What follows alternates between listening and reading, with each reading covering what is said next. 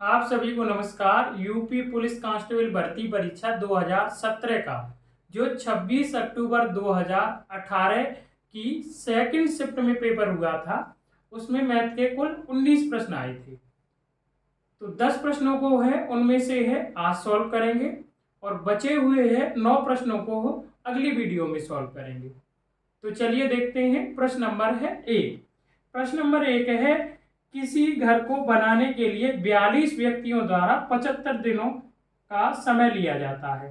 28 व्यक्तियों द्वारा 90 दिनों में काम का कितना भाग पूरा किया जा सके। तो ये टाइम एंड वर्क का प्रश्न है और ये टाइम एंड वर्क का प्रश्न है और इस फॉर्मूले से हो जाएगा। m1 इंटू डी1 बट्टे w1, m2 इंटू डी2 बट्टे w2। जब व्यक्ति और आपको है समय दिया होता है तो हम ये फॉर्मूला लगाते हैं।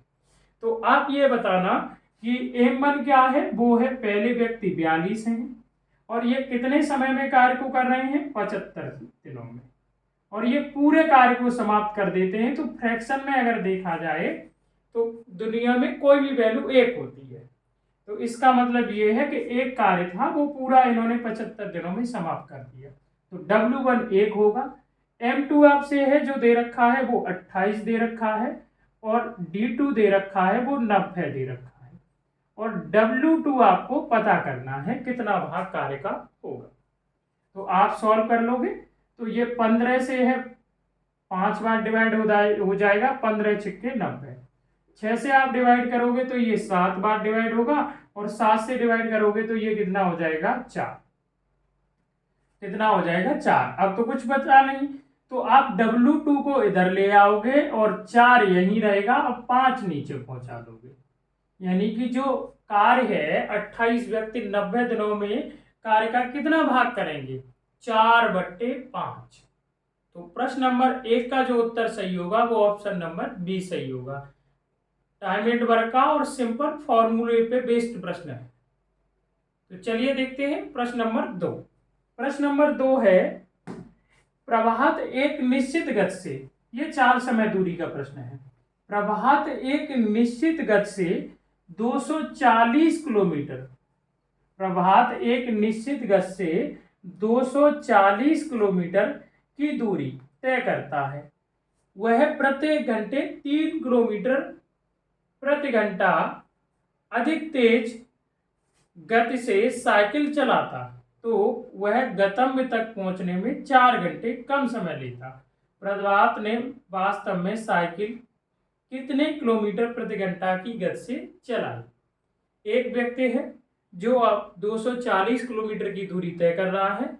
उसने प्रश्न में ये कहा है कि यदि वो अपनी चाल 3 किलोमीटर प्रति घंटा बढ़ा लेता, प्रति घंटा आपका है बढ़ा लेता, तो उसे कितने घंटे कम समय लगता, 4 घंटे कम समय लगता।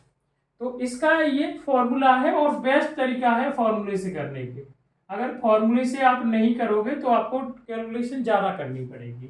डी बराबर, और ये फॉर्मूला तभी लगता है जब एक ही व्यक्ति समान दूरी से अलग अलग चाल को तय करे और उन दोनों अलग अलग चाल से तय करने पर उसके दोनों चालों में लिए गए समय का डिफरेंस दे रखा हो, या फिर आपका है दो व्यक्ति समान चाल, वो अलग अलग चाल से किसी समान दूरी को तय करें, तब ये फॉर्मूला लगाते हैं। तो डी बराबर फॉर्मूला है S1 इंटू S2 बट्टे S1 और ये है डिफरेंस है S2, क्योंकि अधिक आपका बोला है डिफरेंस S2 गुणा समय का अंतर, समय का अंतर, यह फॉर्मूला आप लगाओगे, समय का अंतर। तो आप ये बताना कि दूरी कितनी है, 240 किलोमीटर। अब चाल नहीं आपको पता तो मैंने सामान्य चाल क्या मान ली, x। अब उसने 3 किलोमीटर प्रति घंटा आपको बढ़ा दी तो S2 क्या हो जाएगी, x प्लस 3। पहले x किलोमीटर प्रति घंटा चाल से चल रहा था, अब 3 बढ़ा ली तो x प्लस 3 हो जाएगी। और दोनों चालों का डिफरेंस कितना होगा, 3। और समय का अंतर कितना दे रखा है, 4।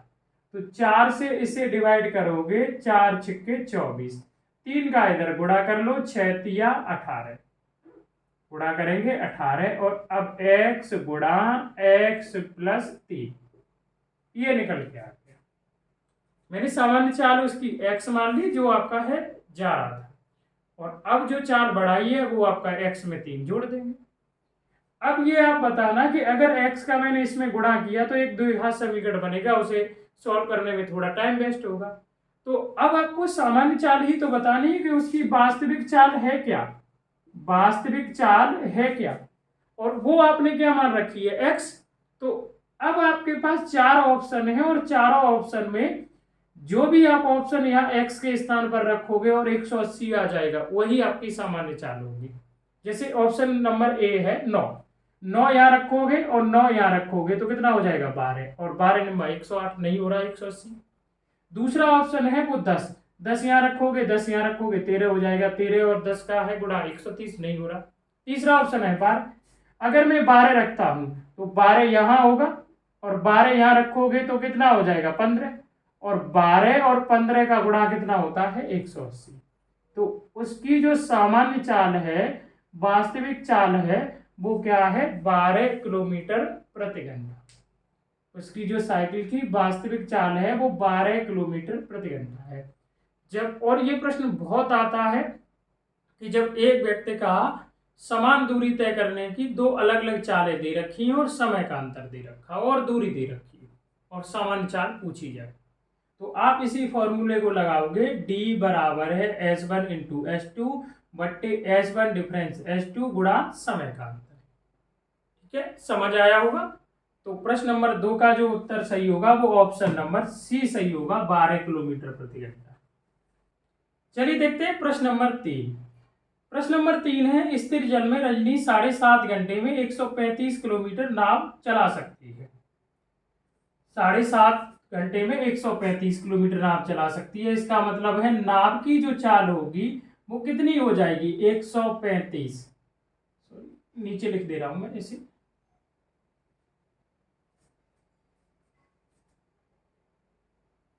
चलिए देखते हैं प्रश्न नंबर 3। प्रश्न नंबर 3 है, स्थिर जल में रजनी 7.5 घंटे में 135 किलोमीटर नाव चला सकती है, जबकि धारा के विपरीत 4 घंटे में 48 किलोमीटर नाव चला सकती है। पानी की धारा की गति ज्ञात करनी है।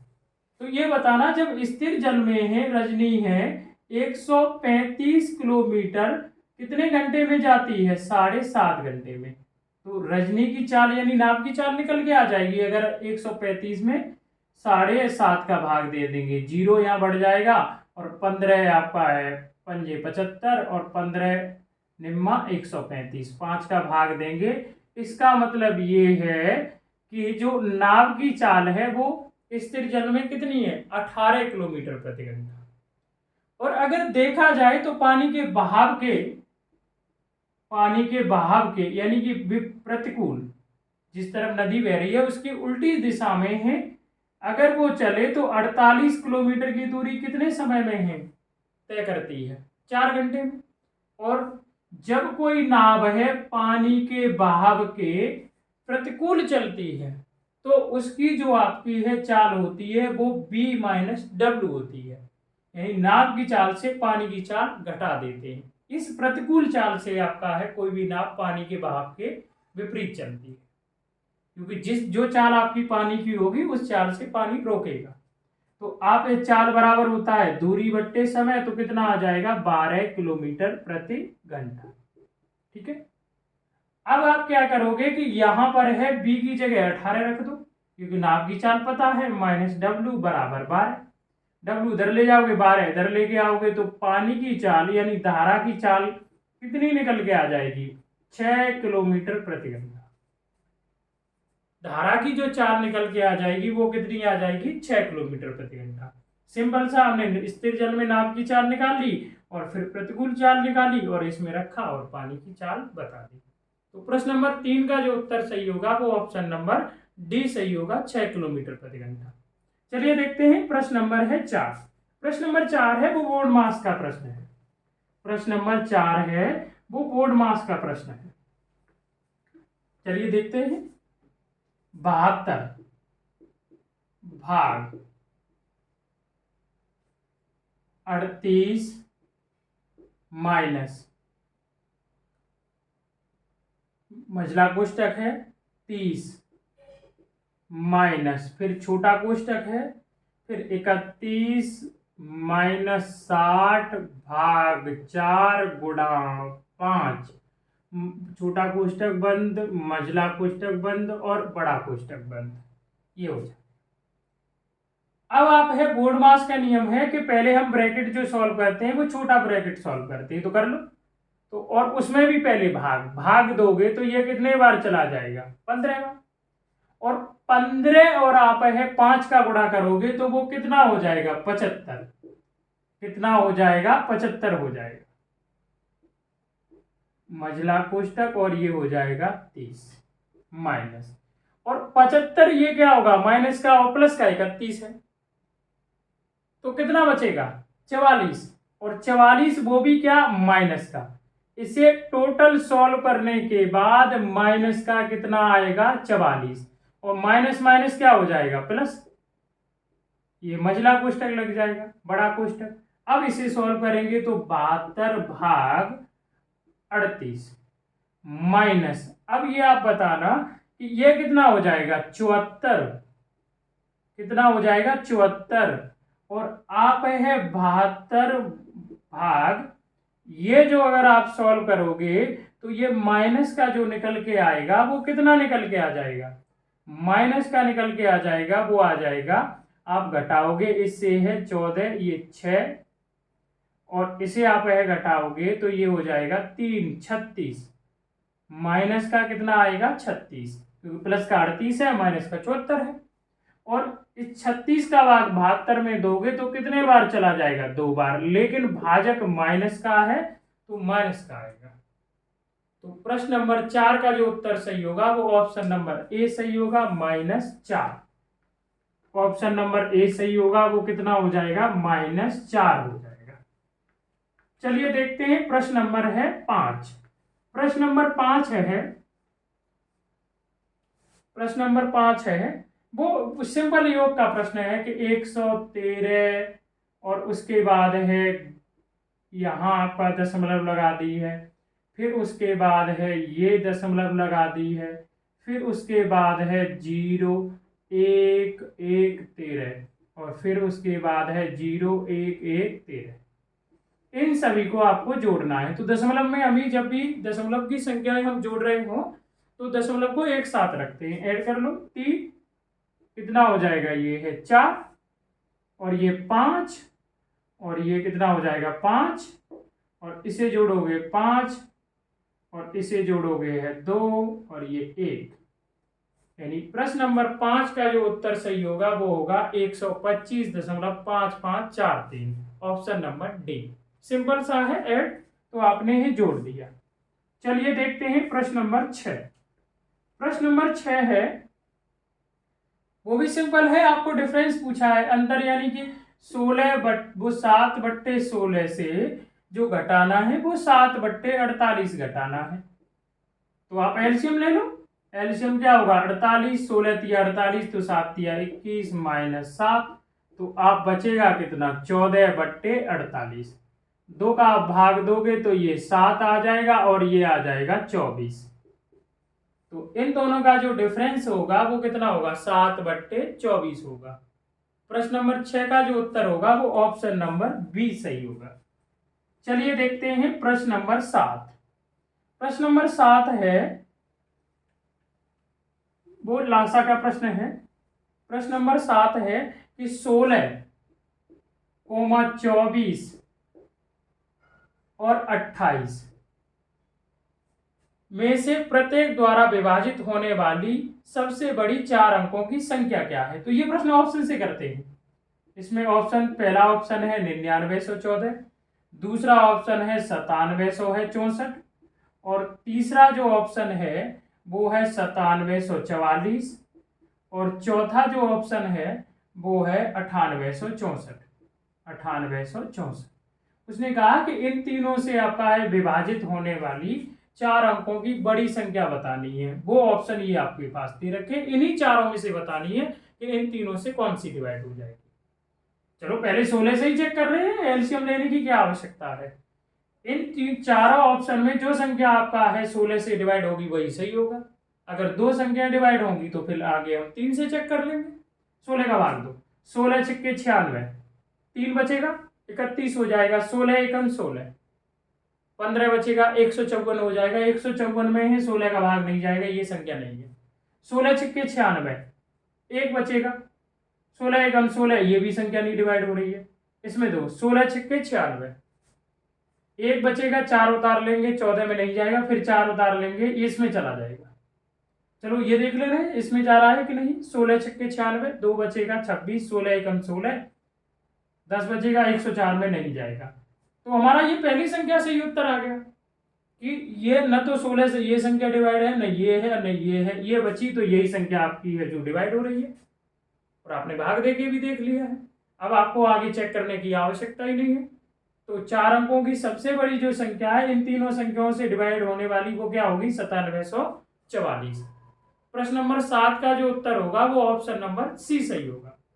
चलिए देखते हैं प्रश्न नंबर है 8। प्रश्न नंबर 8 है 160, 720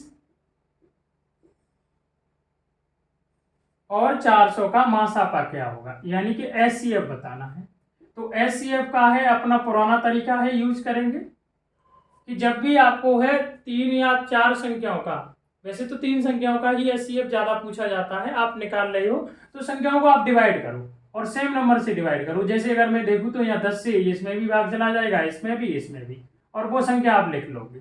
अब फिर डिवाइड करो, तो मैंने देखा 8 से डिवाइड हो जाएगा, 8 दूनी 16, 8 नेम 72 और 8 पंजे 40, तो मैंने 8 लिख लिया। आप डिवाइड करो, बड़े से बड़े नंबर से आप करो, छोटे से छोटे से भी कर सकते हो। अब फिर हम डिवाइड करेंगे, देखना 2, 9, 5 किसी सेम नंबर से डिवाइड हो जाएंगे, और हाँ सेम नंबर से करेंगे, जब तक सेम नंबर से डिवाइड होते रहेंगे करते रहेंगे। अब नहीं हो रहे तो इसका मतलब आप इन दोनों का गुणा कर लो, तो इन तीनों का जो एचसीएफ होगा संख्याओं का वो क्या होगा, 80। सिंपल सिंपल सा नियम है, आप सीधे इस तरीके से कर सकते हो। तो प्रश्न नंबर 8 का जो ऑप्शन सही होगा वो ऑप्शन नंबर सी सही होगा। चलिए देखते हैं प्रश्न नंबर है 9। प्रश्न नंबर 9 है नीचे दी गई संख्याओं में कौन सी संख्या पूर्ण वर्ग नहीं है। ऑप्शन है आपके पास 20,100 है 63, बी ऑप्शन है 21,000 है 316, 21,316, फिर ये है 10,404, 10,404, 14,000 और फिर अगला ऑप्शन है 641, 14,641। तो आपको पता है कि किसी भी पूर्ण वर्ग संख्या का इकाई अंक कभी भी 2, 3, 7 और 8, ये अंक किसी भी पूर्ण वर्ग संख्या के अंतिम अंक नहीं हो सकते। अगर कोई परफेक्ट स्क्वायर नंबर है तो उसका इकाई अंक कभी भी 2, 3, 7 और 8 नहीं होगा। और यहाँ चारों ऑप्शन में देखा जाए तो स्पष्ट दिख रहा है कि इस संख्या का इकाई अंक 3 है, तो ये पूर्ण वर्ग नहीं होगी। तो प्रश्न सिंपल सा प्रश्न, तो प्रश्न नंबर 9 का जो उत्तर सही होगा वो ऑप्शन नंबर ए सही होगा। 20,163 एक पूर्ण वर्ग संख्या नहीं है, और वही आपसे पूछा है। चलिए देखते हैं प्रश्न नंबर है 10। प्रश्न नंबर 10 है यदि 264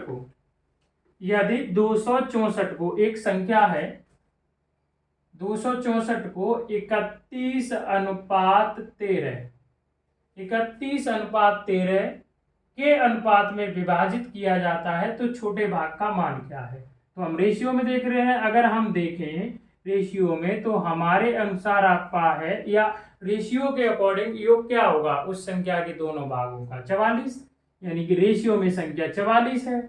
और प्रश्न में देखा जाए तो 264 है, तो 44 इकाई का मान 264 आप लिख सकते हो। तो अब इसमें है भाग देंगे, 11 से आप डिवाइड कर दो, 11 चौके 44, 11 दूनी 22 और 11 चौके 44, तो 4 से करेंगे, 4 छिक्के 24, एक इकाई का मान कितना निकल के आ गया, 6। और आपसे पूछा क्या है, छोटा भाग, तो जो रेशियो में आपका छोटा होगा वही रियल में होगा। तो 13 छिक्के 78, एक इकाई का मान 6, 6 का गुणा 13 में कर दिया। तो एक 264 जो संख्या है जिसका 31:13 इस रेशियो में 2 भागों में डिवाइड है, तो छोटा जो भाग होगा वो कितना होगा 78। तो प्रश्न नंबर है 10 का जो उत्तर होगा वो ऑप्शन नंबर बी सही होगा। ऑप्शन नंबर क्या है, बी सही होगा। तो चलिए मिलते हैं अगली वीडियो में, तब तक के लिए धन्यवाद।